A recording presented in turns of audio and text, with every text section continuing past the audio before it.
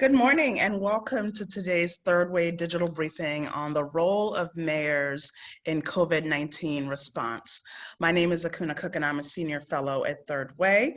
As the COVID-19 crisis has unfolded over the past several weeks, we've been leading a series of briefings with leaders and experts to help us understand how this pandemic is reshaping our society, and more importantly, how we should be reshaping our society as a result of this pandemic. I've been particularly focused on the ways that COVID-19 is affecting the Black community. And to that end, I'm really excited to talk to our guests today, Mayor Steve Benjamin and Andre Perry, as we look at the way that mayors and local governments are playing a huge role in protecting our communities in response to the COVID-19 crisis. For our audience, just a reminder that you can submit questions at any time using the question and answer feature in the chat. And so with that, I'll introduce our illustrious guests. Mayor Steve Benjamin is someone who has thought deeply about how to lead cities. He was first elected mayor of Columbia in April 2010 with the goal of making Columbia, South Carolina, the most talented, educated, and entrepreneurial city in America. He served from 2018 to 2019 as president of the U.S. Conference of Mayors, and he's also a former president of the African American Mayors Association and honorary co-chair of the New Leaders Council. Thank you, Mayor, for being with us this morning. Thank you, Akunna. Andre Perry is a fellow at the Metropolitan Policy Program at the Brookings Institution. He's a scholar in residence at American University and a columnist for the Hechinger Report. He is also the author of the book, Know Your Price, Valuing Black Lives and Property in America's City, which is featured prominently right behind him and is available now. He's a nationally known and respected commentator on race, structural inequality, education, and economic inclusion. His recent scholarship at Brookings has focused on Black majority cities and institutions in America, focusing on valuable assets worthy of increased investment. So thank you, Andre, for being with us this morning. Yes. Before I jump into questions, I want to provide a bit of context for our conversation. We at Third Way just put out our report looking at the vast inequality in the way that COVID-19 is spreading in communities of color. So we know that Black counties are 5 times more likely to have COVID cases than majority white counties, Latino counties 3 times more, and counties that are at least 70% Black have a disproportionately higher chance of having COVID cases and having high rates of COVID deaths. I've also noticed that there is a politicization of the COVID response that's happening by the White House and in Republican state houses around the country.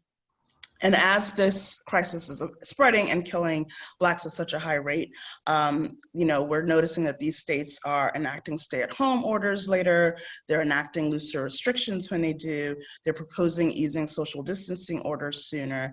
And these are a lot of the same states that have failed to expand Medicaid. They have higher levels of uninsured residents and are less likely to have benefits such as paid sick leave.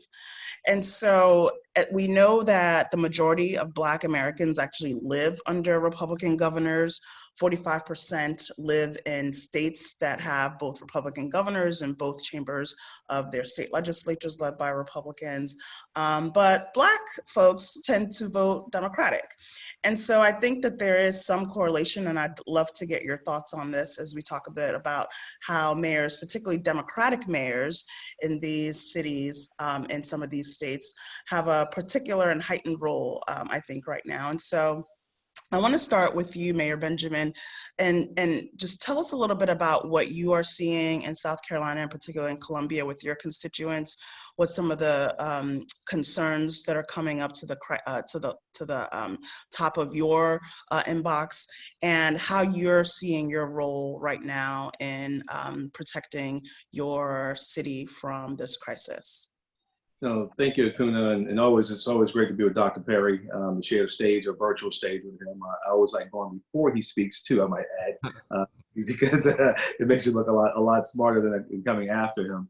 The challenges obviously are real across the American South, particularly in American cities, as we've all watched these demographic trends, people coming back to urban cores across the globe. You know, cities and metropolitan economies now represent 85% of the population, 89% of the jobs, 92% of America's GDP created in cities and metro areas. So in a state like South Carolina, we represent 27% of the population, we represent 36% of the cases and 57% of the deaths. It is, I think, shine a bright light on what many of us know who live and deal with this stuff every day, on the Achilles heel of not just American health policy, but certainly the recalcitrant nature of some of our governors to not accept Medicaid expansion, which was a huge mistake. We have hundreds of thousands of people who can't get access to quality medical care. We've watched rural hospitals indeed close down in the time now, and even now more than ever.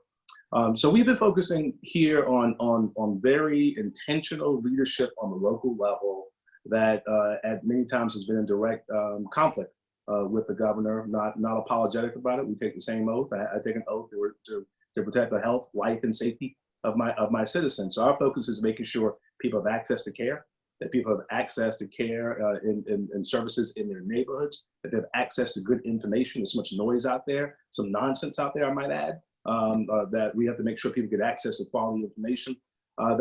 So, you know, we spent some time, I know even Brookings has, on studying the future of work and looking at the overrepresentation of people of color, Black and brown folks in a lot of these frontline jobs that we expect through automation, AI, and advanced machine learning to no longer exist a few years down the road.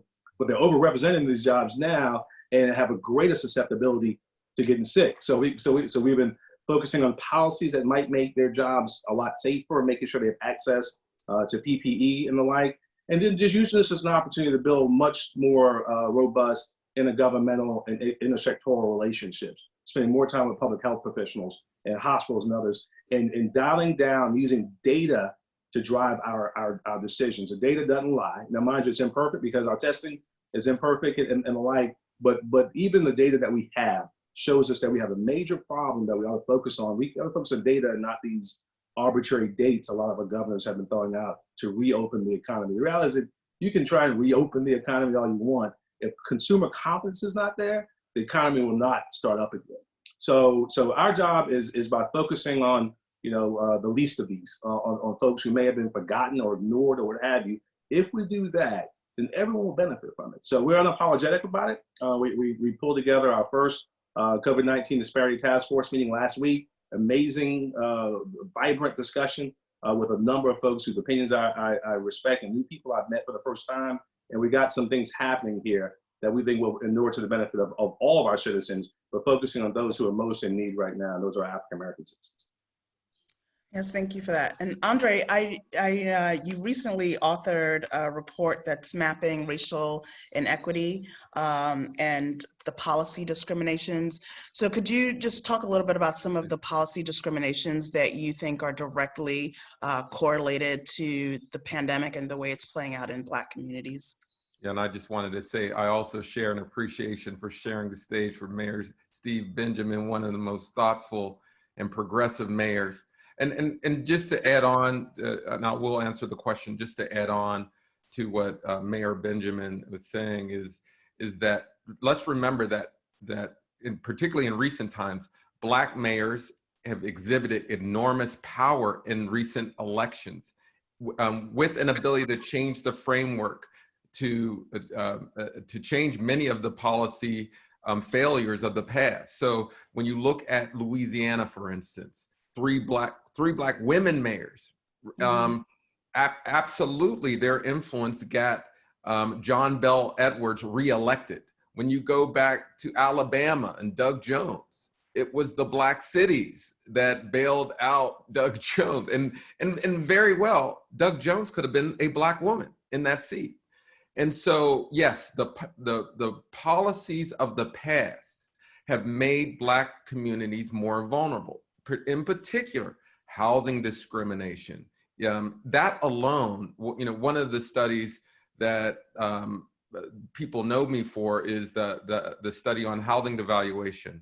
I measured homes in Black neighborhoods and compared them to homes in white neighborhoods. We controlled for education, crime, walkability, all those fancy Zillow metrics you hear about.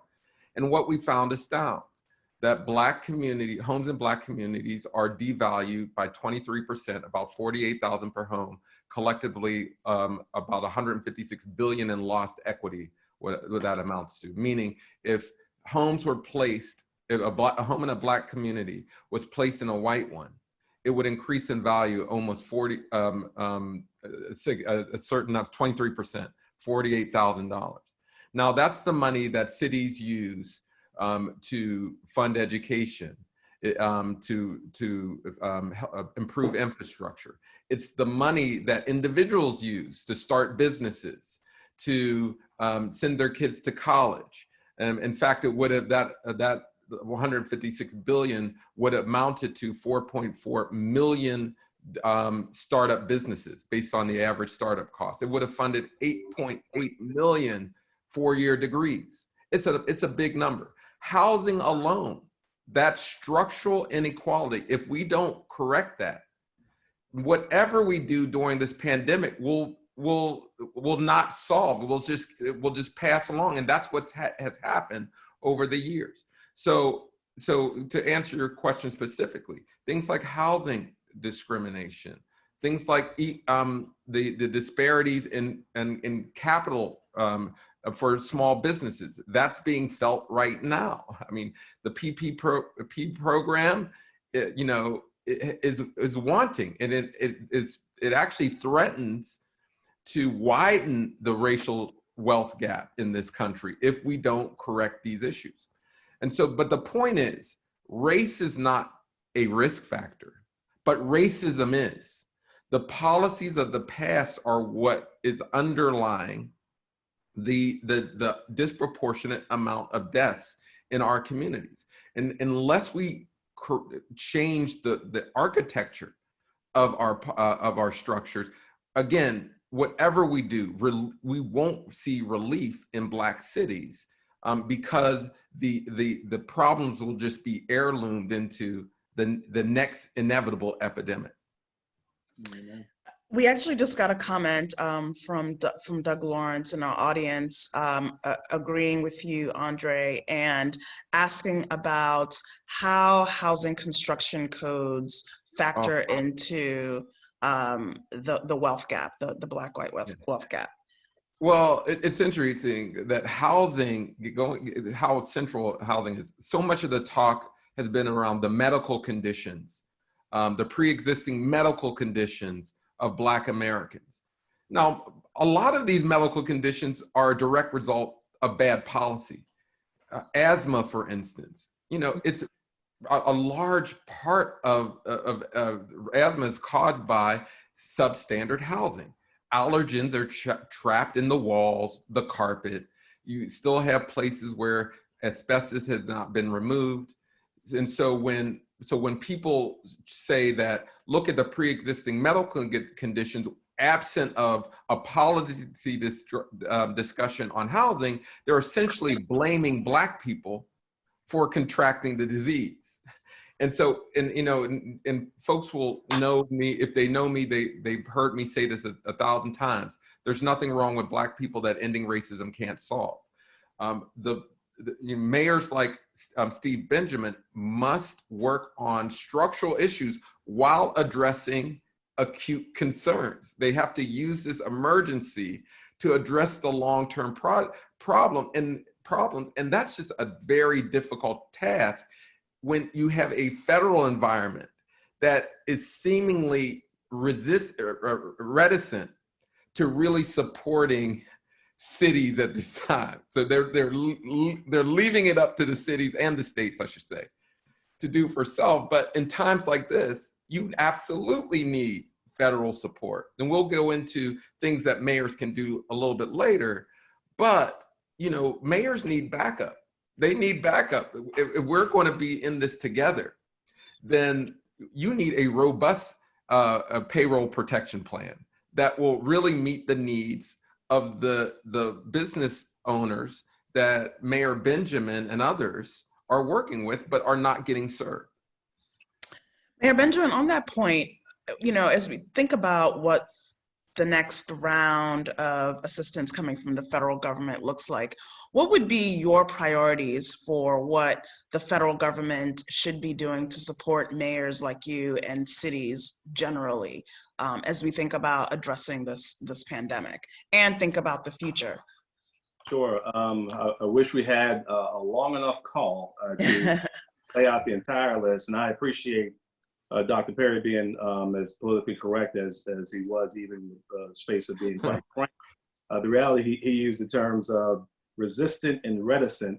At times, has been openly hostile to American communities. And it's odd, because as you're thinking about these long-term systemic changes we have to make, we really do have to not just think about the current crisis, but way down the road, and how, in fact, we use this as literally a generational opportunity to change the structure of things to benefit all of us. I mentioned in my early comments that American cities at the center of these metropolitan economies account for 92% of America's GDP. I mean, so all the economic activity that starts in places like Houston, Sylvester Turner and Lori Lightfoot in Chicago, and Keisha Lance Bottoms, and I mean, it's real. London Breed in San Francisco. It's real that these men and women are helping drive the American economic experiment right now. So failure to step up and give direct, so the answer to your question is direct, flexible financial assistance to cities is key right now. In addition to a whole host of other things, I have a call with the chairman of the House Ways and Means Committee as soon as we get off this call, in which we're going to talk about a number of these issues. But direct, flexible financial assistance to cities and those that are less than 500,000 in population is key. The amazing flexibility we give to the private sector to use PPP funds, as Dr. Perry noted, that same amount of flexibility with all the oversight that we use millions of dollars of HUD dollars every single year, and we have to be held account literally for every single penny. We can handle those things and work to rebuild an economy that's more just, more thoughtful. They're obviously the municipal bond market. American cities and states now account for 75% of American infrastructure. So if you think about all the different tools you're going to need to get this economy roaring again when the time comes, investing in infrastructure is key. The municipal bond market is upside down right now, the $3 trillion market, and making sure that we're able to make those key investments in infrastructure is another piece of the puzzle around reinstating the tax exemption on advance refunding bonds. So there's a number of different things that we're going to lay out to the House Ways and Means chairman and to the Congress and the president. But it starts at having direct, flexible financial assistance to cities. Most things are core that every city's has in common, but some different cities have different personalities, different DNA. I will say this though, and I'm always want to be clear. I remember a back and forth I had with a former U.S. Senator from Tennessee, in which I articulated to him that cities don't come to D.C. Expecting money to fall down like manna from heaven. This is our money. This is my taxpayer money that goes to D.C. every single year. That's right. And in certain situations, it needs to be repatriated back home and used effectively and efficiently to improve the lives of our common citizen by the level of government that knows them and engages with them every single day. I am the mayor, which means I can't go hide in our state capitol building. I can't go hide in D.C. I go to the grocery store, people see me. I go to traffic light, somebody got an opinion, they roll the window down and make sure I get that opinion. I go to church, I can't hide. So we're engaged with our citizens every single day, and we know what our communities need. So give us the support that we need through this amazingly challenging seismic event. And if we do that, we'll get our economy back up and running with the opportunity, as Dr. Perry said, to make these long-term investments that will inure to the long-term health of the U.S. Akunna, can I just add to that? There's something critical that Mayor Benjamin mentioned in terms of flexibility of dollars. We have got to beef up the community development block grant program in a way. I know we may talk solutions, but because one, the federal government have relinquish their responsibility to help cities, it becomes important that you give the resources to the leaders who actually know the problem. And so as Mayor Benjamin knows, he knows the nuances of a city, and they can be very different from the needs of another city. And so right now I see those community development block grants as a flexible means. It's something that already exists. You can beef it up, and you can allow the leaders who see the problems that they need to address to distribute funds in the manner in which they need. Amen. Mayor, I know we have you for just 9 or 10 more minutes, and so we've gotten a couple of questions that are dealing with investments in green jobs, green technology, and how they factor into this. And I know that you have led an initiative of mayors focused on some of these issues. And so talk a little bit about how you are thinking about this in your city, and how you think that other cities can be leveraging green technology at this time in housing and in other areas. Yeah, it's amazing. I know you all have seen the stories I've seen as well.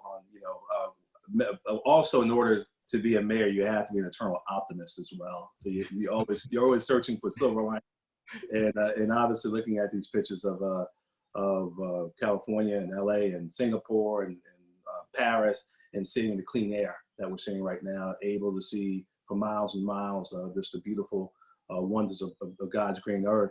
It has pushed some of the discussion towards our environmental responsibilities, even more so. And again, the work that we've been doing on the local level, I've done in partnership with the Sierra Club and a wonderful group of bipartisan mayors from all across the country pushing for clean and renewable energy.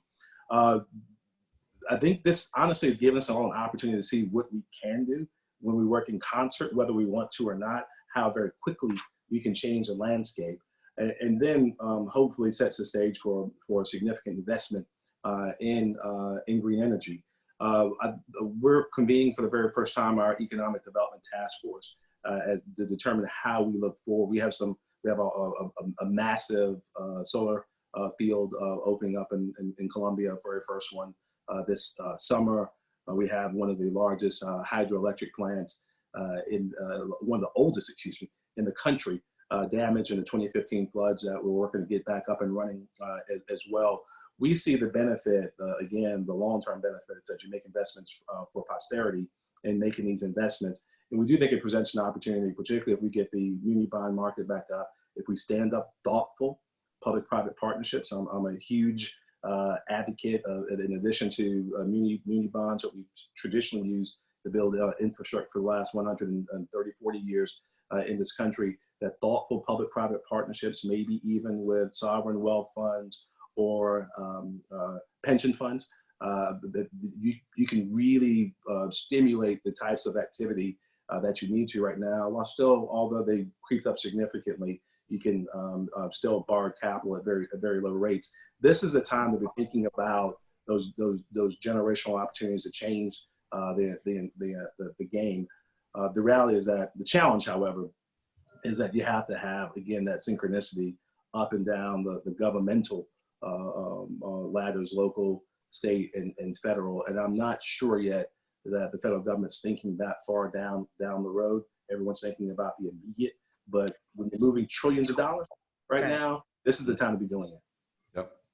Dr. Perry, do you want to? No, I'll just add that there's two things I want to impress upon. It's you do have to work on infrastructure during this time. And it's interesting. It's a weird situation because the only times you can really work on infrastructure is when you see these $1 trillion+ outlays, which are occurring. And so we should be working on various infrastructure issues during this period because it puts people back to work. It helps restore cities for the long term. It actually reduces structural inequalities because there's, in terms of transportation, if you have transportation inequality, that's almost the very definition of structural inequality. And so we have to work on infrastructure even when it's inconvenient for us. And then just one point on terms of who manages the various funds, particularly at the municipal level. We have retirement funds and other funds. This is the time to demand that we increase the number of fund managers of color. Currently, women and people of color only manage less than 2% of all the capital coming in the world. That has to change. And so we should be using this opportunity to also reset ourselves in terms of things like fund managers, who's managing the money of cities, because Steve Benjamin is absolutely correct. This is our money, not only at a national level, but at a local level, and representation matters in terms of how we invest and where we place that money. So this is the time to reset ourselves on a number of issues. A couple of notes, Dr. Perry just prompted some thoughts. I think my mind has been in a pause mode for the last several weeks here. The reality is that every $1 billion you spend on infrastructure creates 15,000 construction jobs. So you think about the ability to really get things going. And then if you're making investments in green infrastructure, and then every single bond deal, we've done $750 million worth of water, sewer, and stormwater infrastructure, including the very first climate bond initiative certified standalone green bond on stormwater, dealing with some of our flooding issues. We did just a year and a half ago with Seabrook Williams Shank, a minority-owned investment banking firm. Every single deal we've done infrastructure since I've been mayor, we've had African-American Bond Council, African-American Co-Bond Council, Underwriters Council, and an African-American investment bank involved in every single deal, either running the books or co-managing the books. There's a way in which you can do this, and everyone has a seat at the table. My work as president of the African-American Men's Association, working with NASP and NAIC around the Diverse Asset Manager Initiative, is some of the proudest work we've done, and Andre couldn't be more right. The role that asset managers, African-American asset managers, bring to the table. It's not just by having a seat at the table, but they have shown that actually, pound for pound, they actually get better results than a lot of our majority firms as well. So we got some work to do, and Akunna, I hate to check out. As I mentioned earlier, we got to call several mayors with the chairman of the House Ways and Means Committee to talk about exactly what we're talking about right now. But Richie Neal has been an amazing mayor in his past life. He's chaired House Ways and Means, always been a good sound ear for mayors from across the country.